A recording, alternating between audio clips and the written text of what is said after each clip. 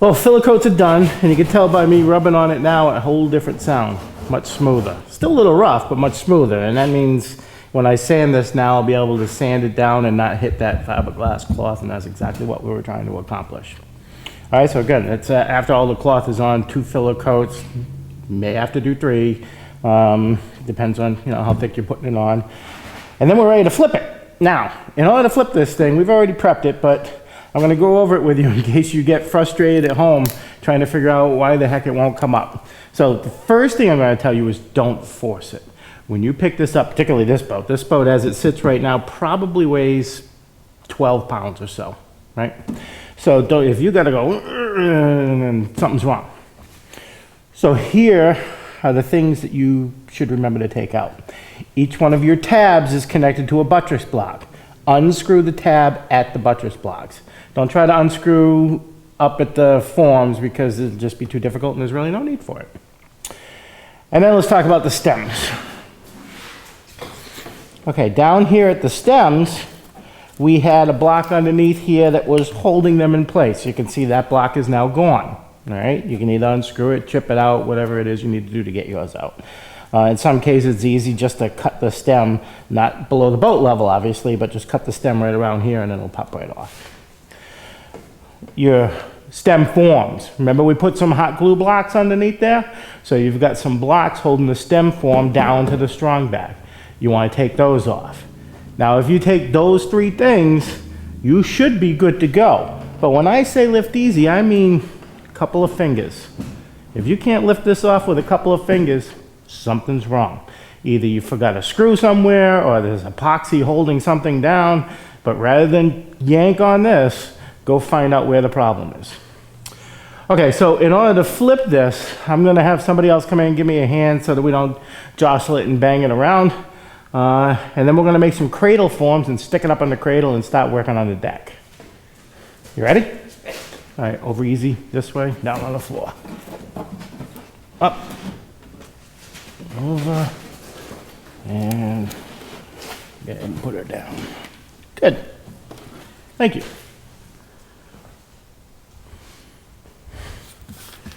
All right, we got a little bit of prep work to do before we start stripping the deck of that kayak. What we're going to do is I'm going to start with a center strip. I'm going to try to make it a little bit decorative here, and then on either side we're going to strip right into the center of the kayak's deck. In order to do that, I got to kind of prepare the center strip. Because what I want to do is I've got one strip that I pulled out of the bundle I had that was a little bit darker than the rest. And then I took 2 similarly colored strips that are light, and I'm going to put those up next to it. But what I want is a flat edge here and a flat edge here, which means I need to get rid of their perspective bead and coves. Right, so on this strip, I still have a bead here which matches up with this cove. I got rid of that. On this strip, I still have a cove which matches up with this bead and got rid of that. Okay, now, intuitively you may be thinking, well, if I just take 1/8 of an inch off of either one, I'll be fine. It's not really the way it works out because the reveal of this cove actually goes into the next strip. So you're actually going to end up taking, if you take 1/8 of an inch off this one, you're going to need 2/8 of an inch off this one for them to be even. All right. So the best thing to do is just do them both with as little as possible, and then take a measurement and figure out what you need to take off the next one. But the math works out because I got a 1/4 inch bead and cove that if I take 1/8 off of this one, I need 2/8 off of this one in order to give me the same reveal all the way down. All right, so all I'm going to do now is I am going to put some regular yellow glue inside of my coves, put them all together, and I'm going to temporarily staple these blocks up next to them, nice and tight, until this dries, and then it'll be ready for the boat.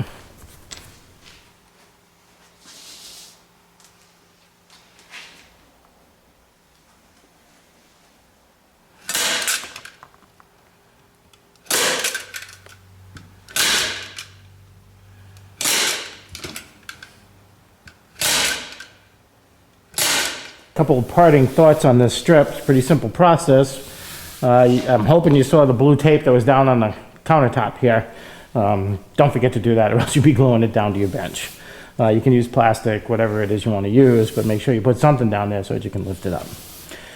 Second, make sure that you are straight from one end to the other. Don't wiggle your way down if you need to. Get a straight edge, draw a line, do whatever you need to do to make sure that you keep this straight all the way down. And then third, just put enough blocks in it to make sure that it's glue. I'll probably put a couple more in between each one that are here to make sure they have a nice tight joint all the way down. And then wipe it down. Make sure it's cleaned up as much as it can, so all you have to do is a light sanding on the bottom before we put it on the boat.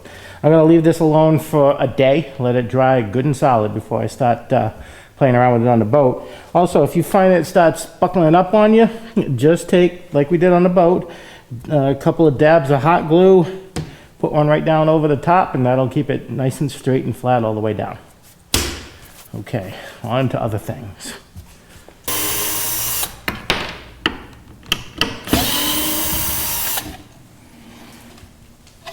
All right, in order to prepare to start stripping for the deck, we've already got our center strip going over there. We have to get some of the stuff out of the boat. And when I say some of the stuff, I mean the stem forms need to come out, and obviously if the stem forms come out, the little forms on either side of it have to come out. Get rid of all the screws, all the little Chinese windlasses we put in with the strings that are holding this on all need to come out. And ultimately what we're going to do is pull these out, the shear strakes. We're going to pull them out so that we can take all the tape off, because what we need to do is not file, but plane all this down so that it becomes a continuation of each form, right? So in order to do that, we need to get this tape off here, or else that'll ruin our block planes. So first thing we need to do is get these tabs off. And that's simple enough, just a matter of taking these screws out.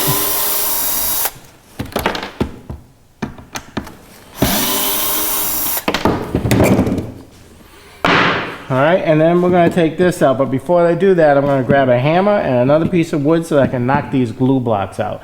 Keep in mind as we're doing this that we want the forms to stay not only in the boat, but exactly where they are right now. So be gentle, all right? I'm going to grab a hammer. All right, so I'm going to take this out. First we get rid of those little blocks. And what I want you to notice here, you're going to see that the hull's actually pulled away from this form by, I'm going to say well over 1/8 of an inch, probably pushing towards 1/2 of an inch.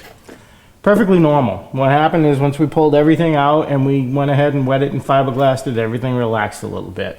Nothing to worry about. It's the same on both sides of the boat. Everything's good. We're not going to get concerned about that. That's one of the #1 calls that we get, is when that happens, people get really, really concerned. Nothing to be concerned about. All right. From the glue blocks right here, just take another block and break it right down. It'll pop right out. And once you do that, you gotta remember that this is glued in here. Obviously, we're gonna hit this toward the center of the boat.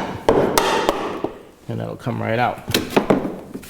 All right, I'm gonna do the same thing on the other side now.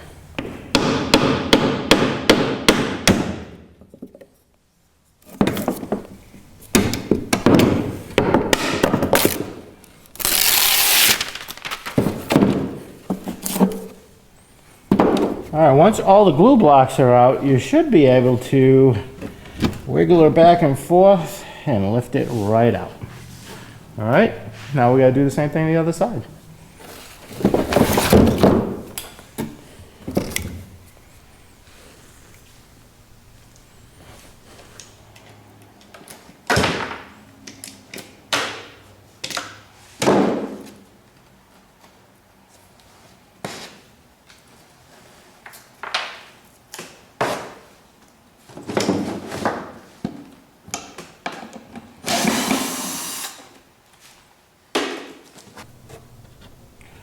We need to take this shear clamp out here. And before we do that, make sure you put some tick marks on it so you know exactly where it's going to go back. And if you need to,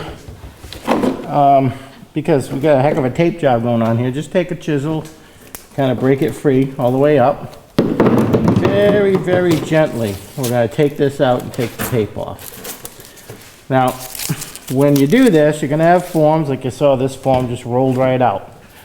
When we put this back in and we reposition these forms, we may have to use little glue blocks so that they're all glued back into place, because we're going to need them to firm this up while we go ahead and shape this with a block plane. All right, but for right now, the only thing you got to do is get this out. At this point, if you haven't already cleaned it up, you need to clean it up. But you most definitely need to get all this tape off here, or else when you use your block plane, you're going to dull that blade really, really quickly. All right, so do that for both of these, and then we'll put them back in.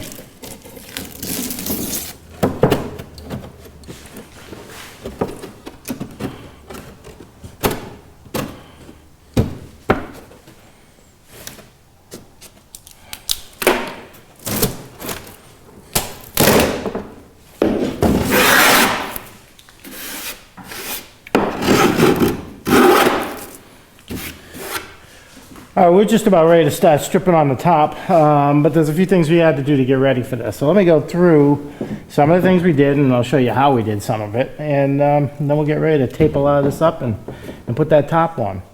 First thing I want to go through are these little partial forms up here. So let's take a close look at these. These forms are taking the place of the forms that came out that were part of the stem, right? So there are patterns for them, just like there are other ones. And all you want to do is you want to put these in so that this rides at the right level, the same level that it was at before. And that will give you a way so that when we strip across the top, you don't have to guess what's going on in here. You'll have something to lay the strips right on top of. All right, and if you look really close, you can see a lot of these little blocks here. These are just hot glued on there, keep the forms from moving around on you. And we've got them actually underneath the shear strakes as well. And we've got these blocks all up and down the boat. And so let's talk a little bit about why. So we pretty much got those blocks between every form, and what they are is they're glued up underneath the shear strake and to the boat. So what that does is it draws it all in nice and tight, so as I take my block plane and I go up and down, it's not flexing up and down and moving on me, right? So what I'm trying to do is temporarily attach the shear strake to the side of the hull, and those little glue blocks are the best way to do it. So essentially what I'm saying is little glue blocks are everywhere. They're around the forms, they're underneath the shear strake, they're around the new deck forms that we have there and back here. And all they're doing is they're keeping everything kind of locked down and in place, right? Because, you know, the hull, as it is now, it's still very flexible until we put all the pieces together. So what we're trying to do is put it in a decent shape so that we can shape the shear strake, because the next thing we're going to do is go ahead and strip the top.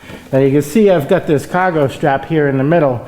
If you're working with somebody, they can just hold on to one side of the boat while you're, you know, doing your thing with the block plane. If not, just throw a cargo strap around the middle. But, you know, you want to stop right around here and right around here. Take the cargo strap off, maybe move it to one end or the other, and then give yourself plenty of running room to finish. So, you know, that being said, let me say this.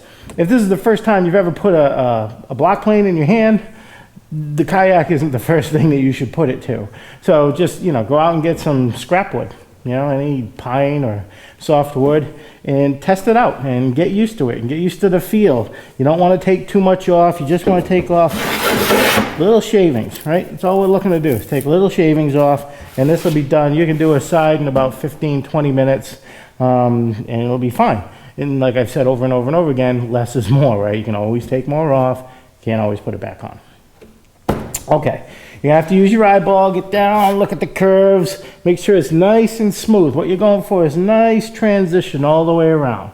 Now when I design these, I always design them so that the decks start up high, swoop down, but as they get close to the end, they flatten out, right? And you should have noticed that probably when you were putting the forms on the first time. So you got a slight angle on it as it goes up and around, and the angle is going to vary a little bit at each one. But what you're trying to do is get this, you got a nice smooth transition from the shear strake up the form and then down the other side again. Right, so when we're doing this right, this should be even right here where the two of them connect. And a nice swooping curve. And you know, I wish there was some mathematical formula or some, you know, magic stick that I could give you to make this work. This is probably one of the very first times in a boat where you really have to be eyeballing and artistic about it. And really what you just need to make sure is get your eyeballs down there, check the curve, and just make it swoop from one end to the other. Nice smooth curve. It's not that difficult. But again, if this is the first time you're picking one of these up, don't start with the boat. Get some scrap wood, whittle away at it, and get used to the idea of what this does.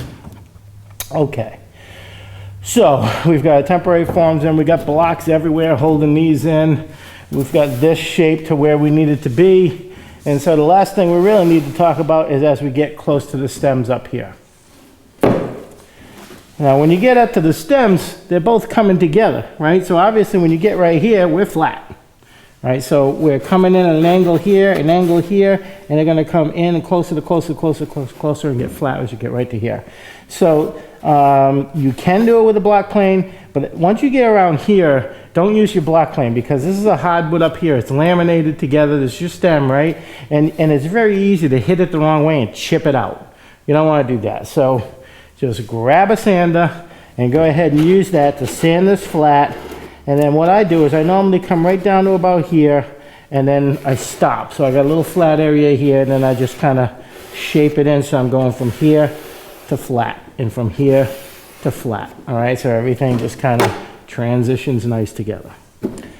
And again, that's you know, whether you end here or here or here or here or here, it doesn't really matter. It's not going to make a darn bit of difference in the boat. It's going to look beautiful no matter what you do, and the boat certainly won't paddle any differently.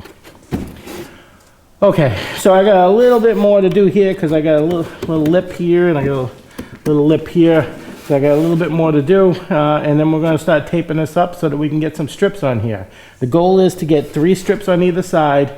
It's pretty much stop right there. Let them set up and dry so that when we can then take our center strip and set it right down the middle. And then from there, it's a walk in the park and it's a run to home, because then we just have to go ahead and fill them right up the middle. And the good news is, because of the way we're doing this, we don't have to worry about those little tiny end strips in the middle, because we're going to have a cockpit there. So there's really no sense in spending a whole lot of time doing those little tiny strips, because we're just going to end up cutting that big hole out in the middle of the boat anyway. All right, so I'm just going to finish this up and then we'll get ready to put those 3 strips on there.